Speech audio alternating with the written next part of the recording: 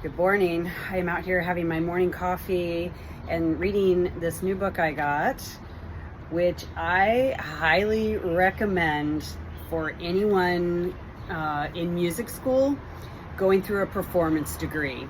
This book is written by a friend of mine, a colleague of mine, Jason Heath, about the real realities of freelancing. As I'm going through it, I'm just skimming, reading a sentence, going yep, and skimming and yep, and just all these things I've experienced that no one's going to tell you about in college. For one, your professors in your music school likely have never freelanced themselves, so they've got no idea. The other thing is that a lot of college students going into music school, no one's thinking, I'm going to school so that I can become a freelancer. I mean, almost no one thinks they're going to be a freelancer, but everybody will be at best. Or you're trained to go towards the full-time orchestra job, which is likely not to happen because of, math. Anyway, I got this book because I'm co-writing a book on freelancing with a colleague of mine, and I got it just to do a little research. I think it's super important to read these resources, and this is one of the only books I know of that talks about what freelancing is actually like. The other one that's excellent is the Mozart in the Jungle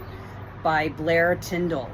It just paints, she was a freelance oboe player for her life, and just like what that looks like. It's a really good idea to read what limited information is out there from actual freelancers on the path that you end up being a freelancer, how that works, and then how you navigate freelancing, because it's got its own rules.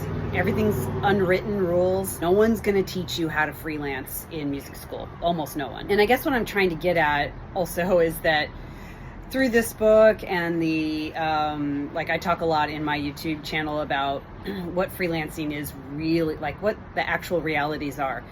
And it's that, there's a lot of great things that happen with being a freelance musician, but the plus side is obvious.